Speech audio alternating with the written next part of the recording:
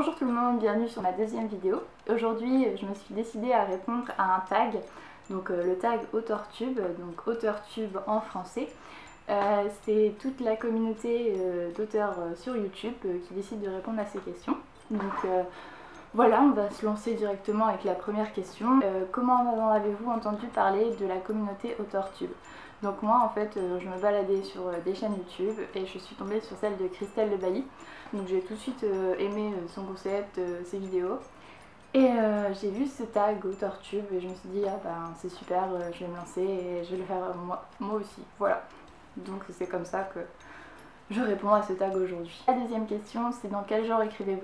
Donc moi j'écris dans les genres fantastique, fantasy, également de la romance. Et quand il y a de la fantaisie et de la romance, c'est encore mieux et c'est ce que je préfère. Voilà. Alors la troisième question, à quel temps préférez-vous écrire? Quel est votre point de vue préféré? Et le public que vous visez. Donc alors moi j'écris toujours au présent parce que je trouve ça beaucoup plus simple et j'aime pas écrire au passé, en fait j'ai déjà essayé, c'était une catastrophe. Le point de vue, c'est souvent le point de vue interne. J'aime bien me fondre dans un personnage et je trouve ça même mieux en fait pour les lecteurs. Je trouve que, enfin bon après c'est un point de vue personnel, mais moi j'adore quand je lis des livres à la première personne parce que j'ai vraiment l'impression d'être le personnage et c'est ça qui me plaît. Donc c'est pour ça que je préfère écrire à la première personne. Ensuite la question c'est le public que je vise. Donc moi je vise plus les jeunes adultes, adolescents et les jeunes adultes. Mais il faut savoir qu'il y a des personnes âgées qui ont lu mes livres et qui ont bien aimé, donc je pense qu'il n'y a pas vraiment d'âge défini et que tout le monde peut lire ce que j'écris. Voilà. Alors la quatrième question. Êtes-vous plutôt architecte, jardinier ou un peu des deux? Donc moi, il faut savoir que je planifie beaucoup. Donc j'adore me dire, bon voilà, il va se passer ça, il va se passer ci. Comme je vous l'ai dit dans ma vidéo conseil, je trouve ça plus simple et ça me permet de savoir où je vais. Donc je planifie, donc de ce côté là je suis un peu plus architecte que jardinier. Mais il y a des fois où les idées l'emportent sur mon plan. Et là je deviens jardinier et puis je le fais à ma sauce. Et tant pis pour le plan, je le laisse tomber et je rectifie par la suite. Voilà. Alors, la cinquième question. Êtes-vous auto-édité, traditionnellement publié ou pas encore publié? Donc moi il faut savoir que j'ai été publiée par une maison d'édition. Donc une petite maison d'édition. Voilà, j'avais publié mon premier texte Odalis et Deadly Haven. Mais pour des raisons de mésentente en fait j'ai décidé de m'auto-publier.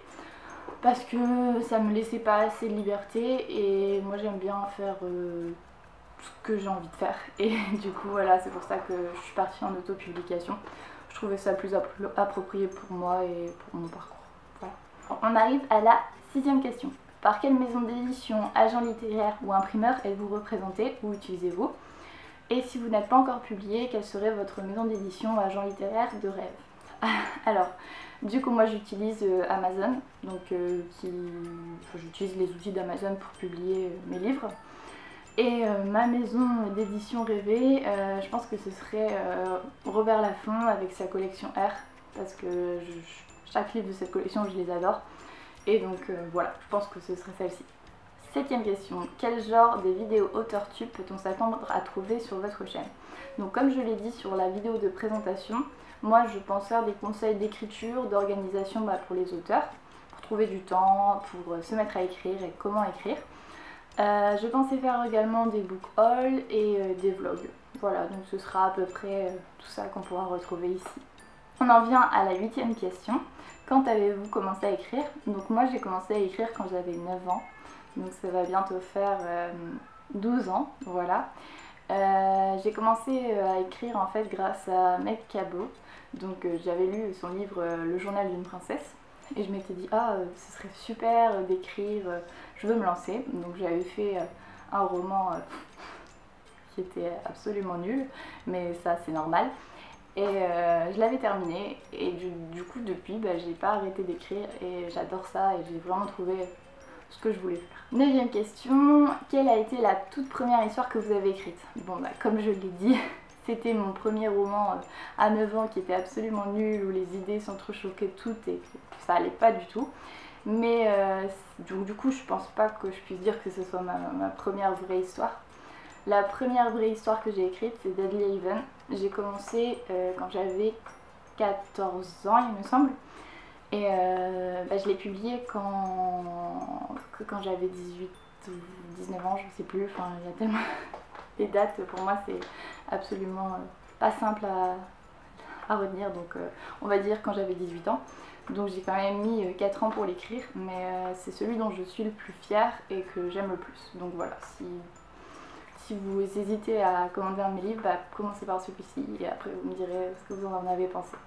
La 10e question. Quels auteurs ont le plus inspiré votre écriture? Donc, moi, comme je l'ai dit, je sais pas si on peut parler vraiment d'inspiration.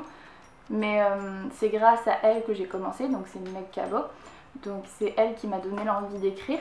Et après, il y a Sophie Audouin-Mamikonian que j'ai vraiment adorée et qui m'a aussi donné cette envie de continuer d'écrire. Et voilà, je les remercie toutes les deux. La 11e question, est-ce que vous planifiez vos sessions d'écriture ou écrivez-vous que lorsque vous avez le temps?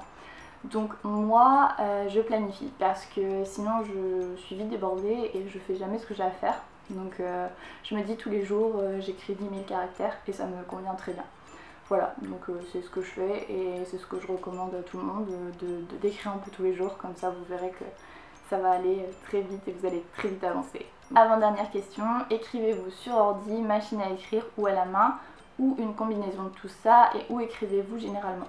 Donc moi, comme je suis étudiante, j'écris que à l'ordinateur parce que je trouve ça beaucoup plus rapide et plus fluide. Donc je fais ordinateur uniquement. Mais quand j'ai écrit de Odalis, j'étais encore lycéenne et du coup, en cours, des fois, je m'ennuyais. Et j'écrivais sur papier que je retranscrivais à l'ordinateur. Mais sur machine à écrire, j'ai jamais essayé et ça me tente pas du tout. Voilà. Où est-ce que j'écris? Alors j'écris souvent sur mon bureau accompagnée d'une petite bougie, donc ça j'adore, ça m'inspire. La 13e question et donc la dernière, qu'espérez-vous maintenant que vous faites partie de la communauté Othertube? Donc comme moi je commence tout juste les vidéos, mon souhait le plus cher c'est que vous aimiez ce que je fais, mon contenu, et on va déjà espérer ça et après on verra pour la suite. Voilà, et en tout cas je vous remercie d'avoir regardé cette vidéo. J'ai adoré la faire et la tourner. Donc si vous avez d'autres questions, n'hésitez pas à les poser en commentaire. Et comme d'habitude, je vous laisse tous les liens pour aller voir ma page Facebook, mon compte Instagram. Et je vous dis à bientôt.